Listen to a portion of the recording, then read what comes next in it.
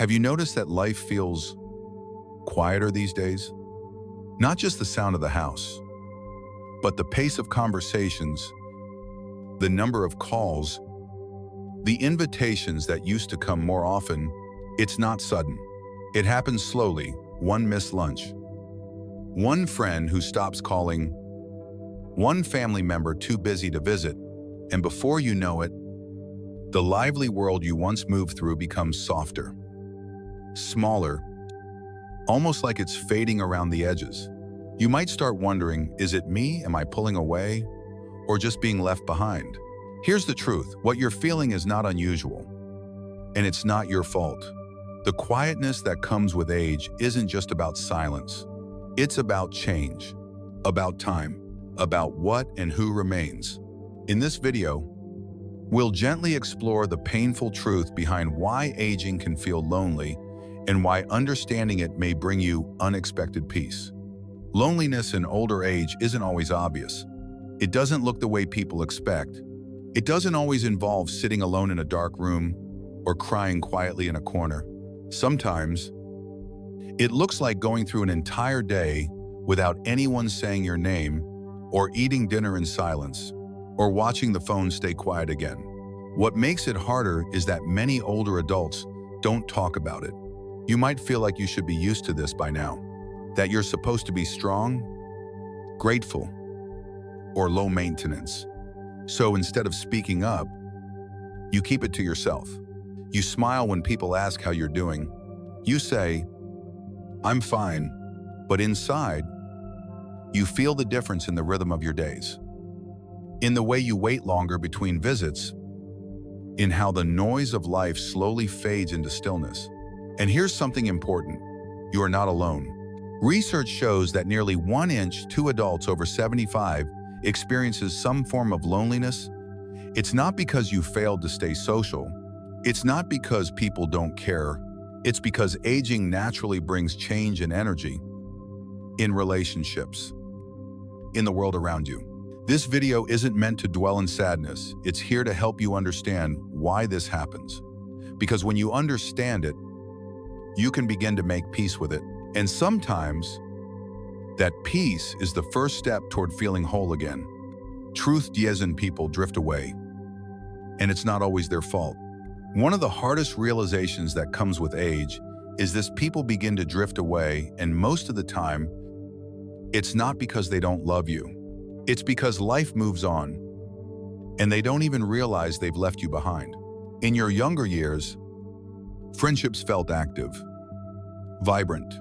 There were regular lunches, Sunday calls, unannounced drop-ins just to say hello. But slowly, those moments grow fewer. People get busy. Careers change. Grandchildren are born. Health issues arise. One by one, the little connections that kept your world full begin to loosen. You tell yourself, "They'll call next week. They probably forgot. I shouldn't take it personally." And most of the time you're right. They do love you, but their pace is faster now.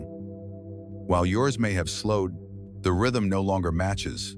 Think of someone like Helen Tishaba, who used to host Sunday dinners for her entire family. The house was full of laughter, kids running around, stories exchanged over mashed potatoes. But as the years passed, her children got older. Buzia, one moved across the country, another had grandkids of their own. Now, Sundays are quiet. The dining table is still set, just in case, but most weeks, it stays untouched. Helen doesn't blame them. She knows they love her. She gets the occasional text, a short video call, but what she misses most isn't the gestures, it's the presence, the feeling of being in their lives, not just on the edges of it. This is a grief that doesn't always have a name. The grief of gradual distance, and what makes it even more difficult is the silence around it. As older adults, many feel they can't say anything. You don't want to guilt anyone. You don't want to sound ungrateful. You don't want to be that person. So instead, you stay quiet. But inside, a question lingers. If I stopped calling, would anyone notice? That question isn't meant to blame others. It simply reflects a painful truth as we grow older. We become easier to overlook, not because we're less loved, but because we're no longer in the center of everyone's daily orbit. And here's another truth: it's not always their fault. People aren't always aware of the gap they're creating. They assume you're okay. They believe you're keeping busy. They think, "We'll visit next month," not realizing how long the days in between can feel. It's not malice, it's momentum. And yet, knowing this doesn't make the loneliness disappear. It just gives it context.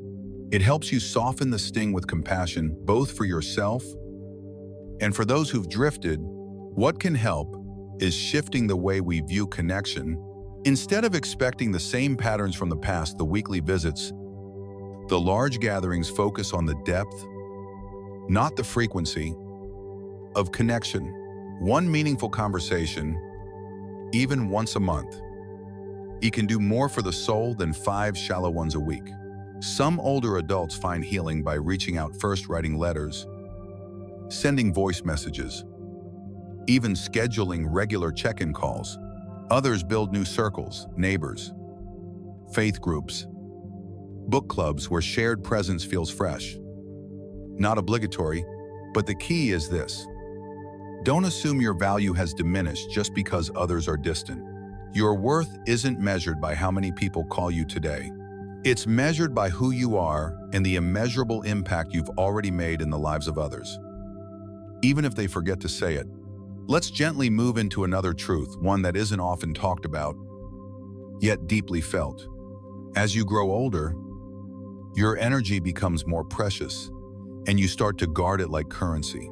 In your younger years, making plans felt easy. A dinner out, a family gathering, a drive across town, no big deal. But somewhere along the way, your body starts to whisper, "Slow down." And over time, those whispers become louder. Simple things like getting dressed, preparing a dish to bring, sitting through long conversations take more effort than they used to. It's not about being lazy or antisocial. It's about capacity. You have to choose carefully where your energy goes. That's why many older adults stop showing up as often.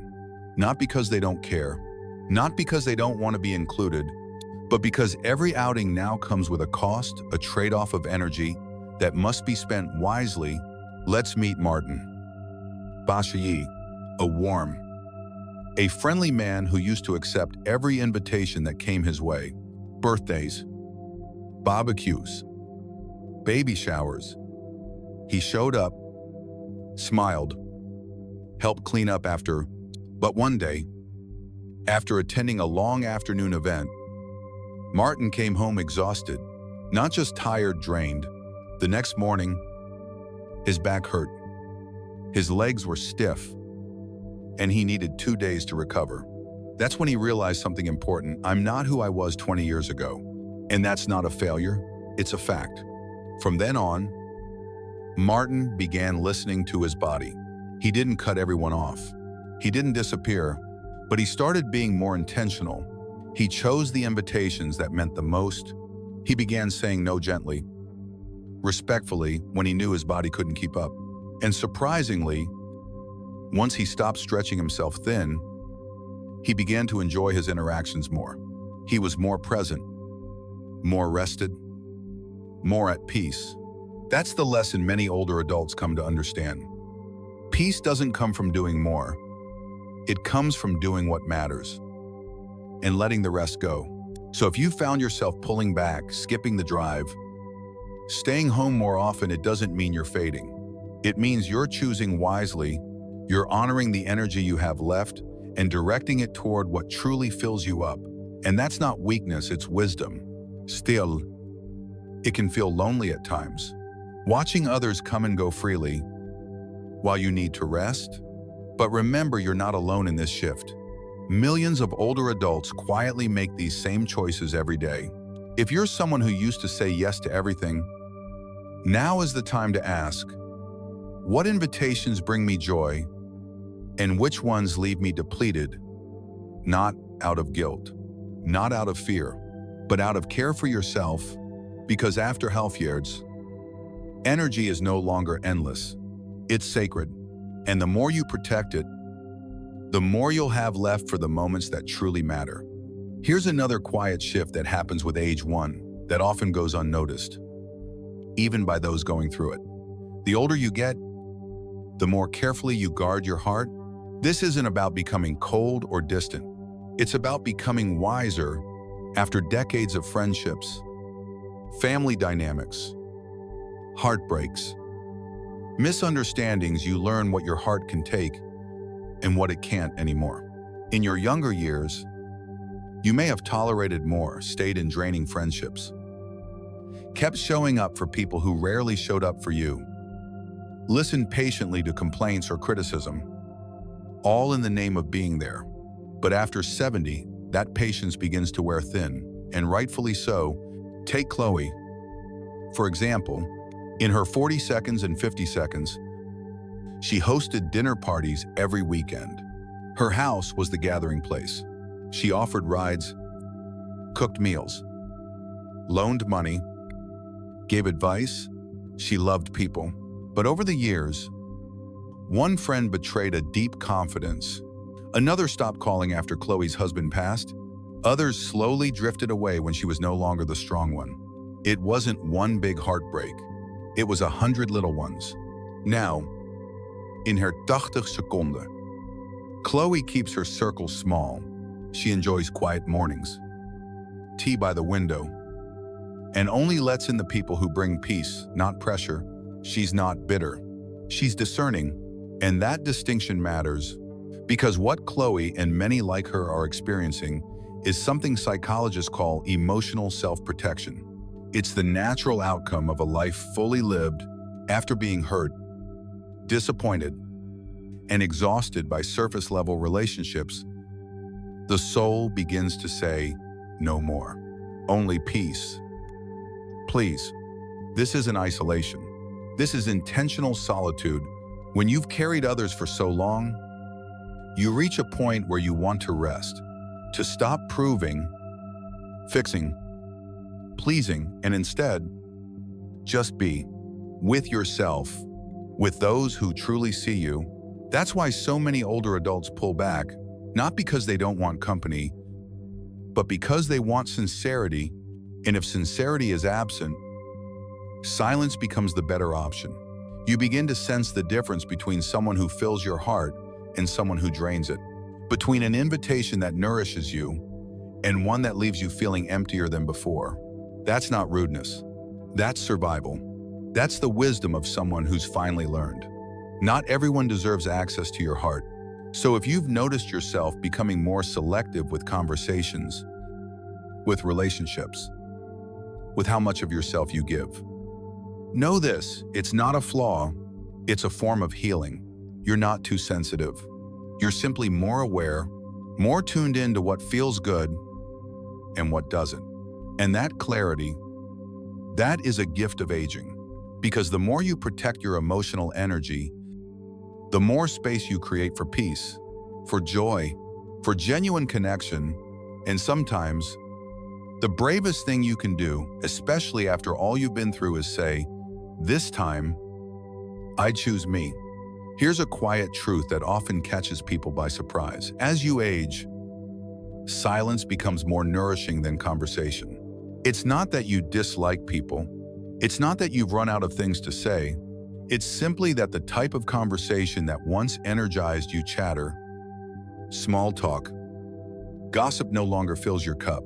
In fact, sometimes it leaves you feeling more tired than before. In your earlier years, talking was connection. It was how you built friendships, shared laughter, solved problems, felt seen. But as the years go by, you begin to crave something different: depth or quiet, nothing in between. Think about Henry Cichalou, who spent 4 decades in sales. He was charming, talkative, always had a story or a joke ready, but after retirement, He found himself avoiding big gatherings, not because he was bitter, but because he was tired. Tired of the noise, tired of the repetition, tired of smiling through conversations that no longer meant much. He used to think something was wrong with him.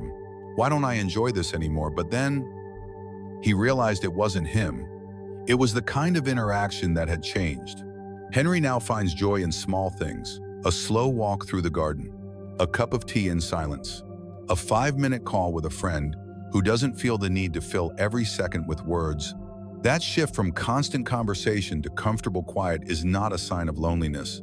It's a sign of clarity. You've learned that you don't need to be entertained. You don't need to impress. You don't need to keep up with the latest drama. You just want peace.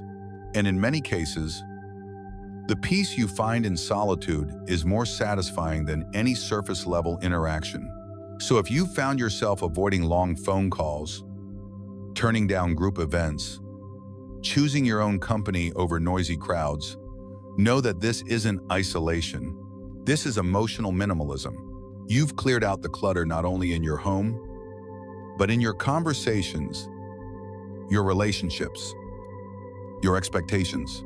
It's not that you don't want connection, you do, but you want the kind that feels soft, slow, safe, not the kind that requires performance.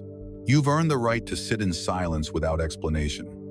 You've earned the right to say, I'd rather listen to the wind today than another empty story. And if someone doesn't understand that, it's okay. Because as you age, you begin to realize silence isn't the absence of life. It's the presence of peace. Here's the last truth we'll gently explore today, and it may be the most difficult to face. As you age, your world slowly shrinks, and no one really warns you about it, not in the dramatic sense. It's not like everything disappears overnight. It's quieter than that, slower, more subtle. It starts with one friend who moves away, one who passes on, a neighbor who used to wave but is no longer around, a routine you used to enjoy, like going to the store or the post office, that now feels exhausting. One by one, familiar faces fade from the picture, not because of anything you did, but because time keeps moving. Whether you're ready or not, your circle gets smaller, the house feels bigger, the days stretch longer. Take Evelyn, Basha Wu. Once surrounded by friends, community, and a bustling family, she now finds comfort in photos. She sits with her morning tea and talks to her late husband's picture. She dusts off old birthday cards and reads them slowly. Like Putri, not because she's stuck in the past, but because those memories are where her heart still lives. Evelyn doesn't seek pity. She still finds joy in the garden, in the sound of birds, in the taste of a warm cookie, but her world is quieter now, softer, reduced not just in sound, but in connection, and that's the painful truth many older adults live with. Loneliness isn't just being alone. It's noticing what's missing. It's remembering how full life once felt and feeling the empty spaces where people used to be. And the hardest part, no one tells you it will feel this way. When you're younger, people prepare you for wrinkles, for retirement, for health changes, but no one prepares you for the emotional weight of absence, for the echo of laughter that's no longer in the room, for the birthdays that no longer get celebrated, for the friendships that slowly fade, not from anger, but from time. It's easy to feel invisible, forgotten, like the world kept spinning, and you were quietly left standing still. But here's what matters most. You still belong here. You still matter, even if the calls are fewer, even if the room is quieter, even if the world has grown smaller around you. Your presence still holds weight. Your memories still hold power. And your story, it still has value, perhaps now more than ever.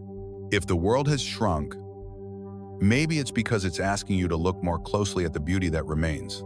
The single flower blooming outside your window, the warmth of the sun on your face, the sound of your own breath, steady, faithful, alive. No one may have warned you about this stage of life, but you are walking through it with quiet courage. And that courage deserves to be seen.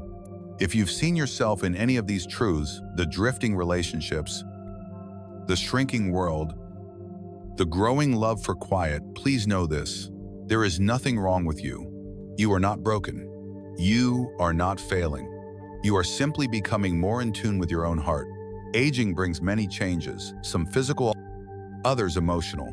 But one of the most powerful shifts is this: you begin to let go of noise, of rush, of pressure, and instead, you begin to seek what feels calm, gentle, and real. That's not loneliness. That's wisdom. That's your soul asking for less distraction and more depth. You are still deeply worthy of connection, of love, of presence. But it's okay if your version of connection now looks different than it once did. It's okay to prefer one good conversation over a room full of noise. It's okay to rest more, talk less, and feel your way through life instead of rushing through it. You haven't become invisible, you've become quieter. And in that quiet, there is strength. Because in this stage of life, peace becomes a powerful companion. And even if fewer people gather around you, your life still holds meaning, not because of what's happening outside, but because of the deep knowing that lives within. So if you feel alone, remind yourself, you are not alone in feeling this way. Millions of older adults carry these same quiet truths softly, bravely, every day. And maybe, just maybe, by understanding this part of aging, you'll begin to feel less alone in it. Aging often reveals truths we didn't expect: how people fade, how our energy shifts, how silence becomes more sacred than sound. But within those changes lies something beautiful: honesty. You begin to live more truthfully. You stop pretending to enjoy what you don't. You stop chasing people who forget to see you. And instead, you start protecting your peace, choosing your circle, and living with quiet intention. That can feel lonely at times, but it can also be freeing. You've spent decades giving away, helping, showing up. Now, you're allowed to rest, to be, to say no, to choose joy, even in solitude. The world may not always see the quiet courage of aging, but you know it's there. And each quiet morning you wake up, stretch your arms, and smile to yourself. That's proof. You're still here. You're still you, and you're still worthy of love. Even in the stillness. If this message resonated with you, even just one part, I invite you to share your thoughts in the comments. What truth spoke to your heart today? And if you know someone who's walking through the quiet season of aging, consider sending this video their way. Sometimes, just knowing we're not the only ones feeling this way can bring comfort. You're not alone, and neither are they. Don't forget to subscribe for more gentle reflections on senior life, connection, and emotional well-being. Let's keep holding space for one another.